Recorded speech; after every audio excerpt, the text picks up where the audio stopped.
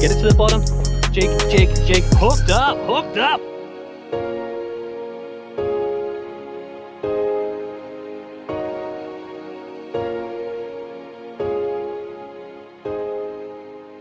What's up everybody, and welcome back to another Adrift Fishing video.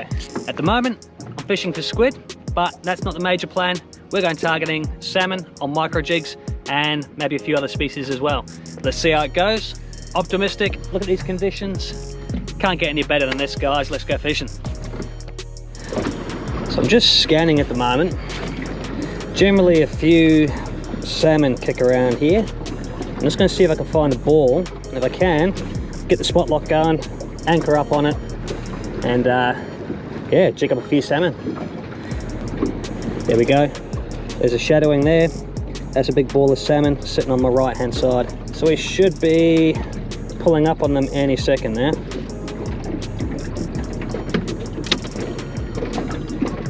There they are. Boom, spot lock.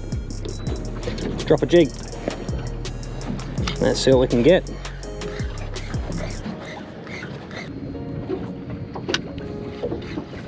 There we go, there we go. There we go, fish on. I'm pulling a bit of string. They're not going to be huge, but get a couple of these. At least we've got some smoked salmon later, or I don't know, whatever I decide to do. No, actually they're pretty reasonable. There we go, pretty reasonable size. Not huge, but good eating size. Yep, we're hooked up, we're hooked up. Woo! Oh, he pulled.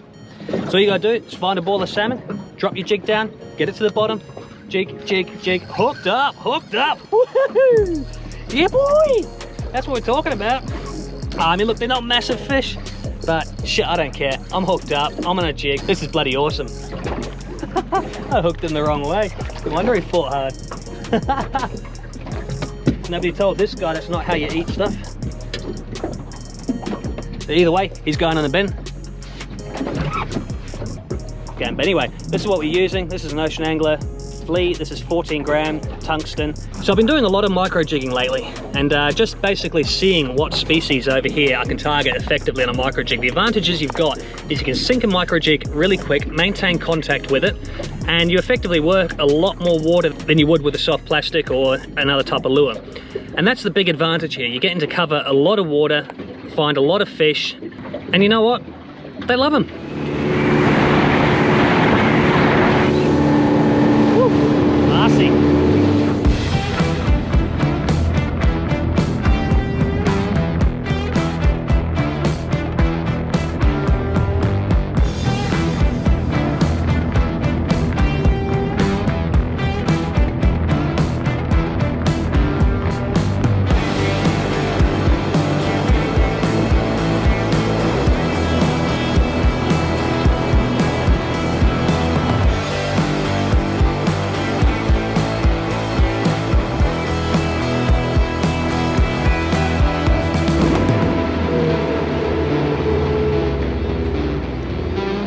Alright, who's up for some flats fishing for squid? Check that out. That's how clean it is down there. Beautiful. A little bit dirtier further out there, so I've moved in here. Gonna cop my wake in a second. That was clever. Anyway, I'm gonna go work this area, go work these edges. Let's get a jigging. Cast away. I like that sort of 2.5, 3 meter sort of range. It's just easy to work. And when the water's this clear, it should be loaded with squid. You can just see how clear this area is. It's amazing. We've just hooked a squid, and you'll generally find squid swim in flocks or schools. I don't know what you call them. I'd say it's squadron probably. So we're gonna go see if we can get his wingman.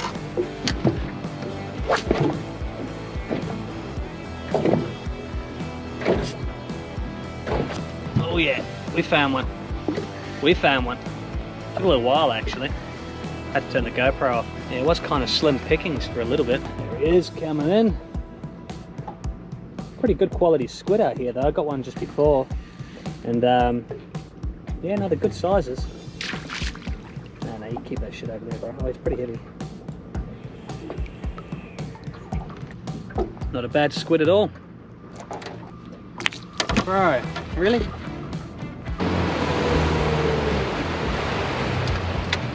This looks like a nice spot. Let's make the most of it. Looking like a dip on a hot day, eh? Whew, it's not actually that hot, it's probably only 30. Excuse my beautiful pink towel.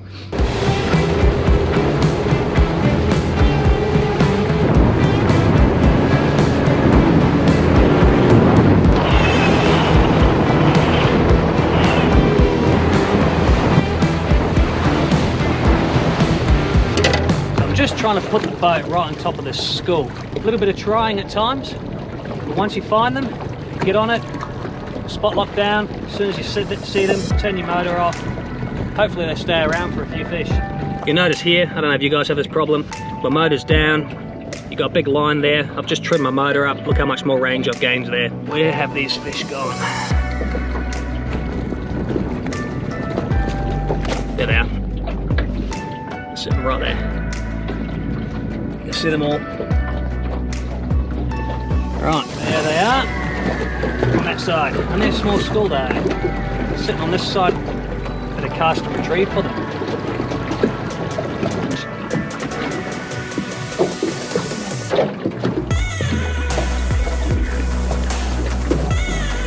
There we go.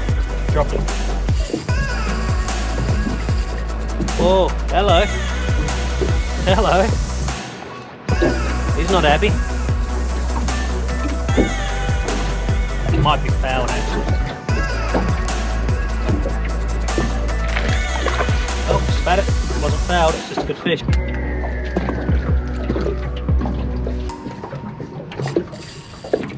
There we go.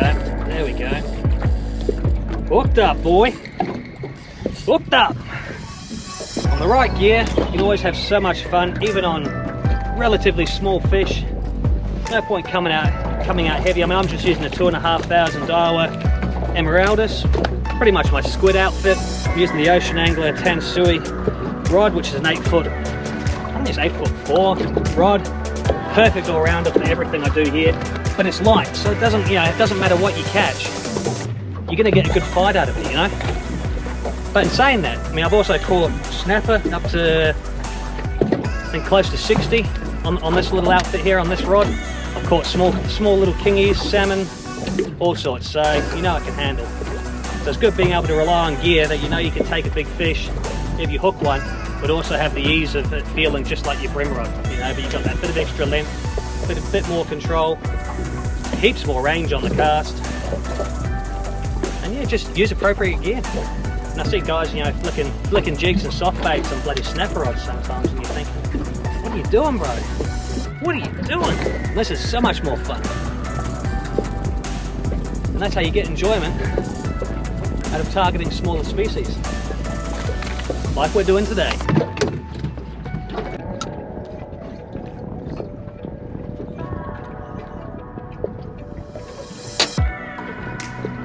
For your Kiwi subscribers, that is the smallest member of the Adrift family. That's called a Tommy Rough. There's 4 species in the Adrift family. There's the one I'm catching here, which is a South Australian or Western Australian salmon. The one you catch in New Zealand, which is a Kawai, and also on the eastern states of Australia. This is a Tommy Rough, and you also get the Kermadec Kawai, which is much bigger than all of them, and yeah, far north in New Zealand and Kermadec Islands. So there you go, a little bit of education for you. 4 species in the Adrift family.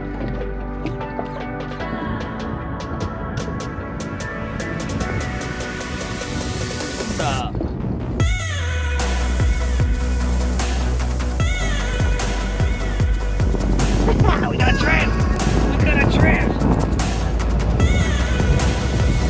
There's a catch. He's only a little, but he's going back. How good's micro jigging?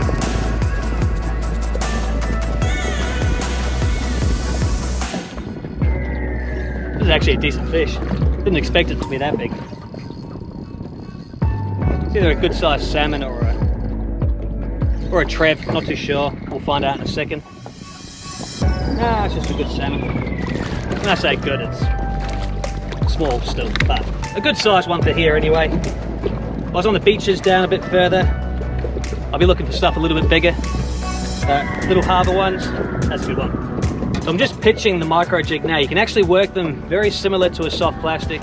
I'm using a little micro jig right here. I'll probably change over to my 8-footer if I'm going to keep doing this, but I'm just sort of mixing it up a little bit at the moment. But methods very similar. Let it sink, tight line, get to the bottom, flick, flick. Just give it some action. Let it sit, tight line, flick, flick. And the beauty is you're going to keep a tight line. Any change in that line, you're going to know whether there's a fish on there or not.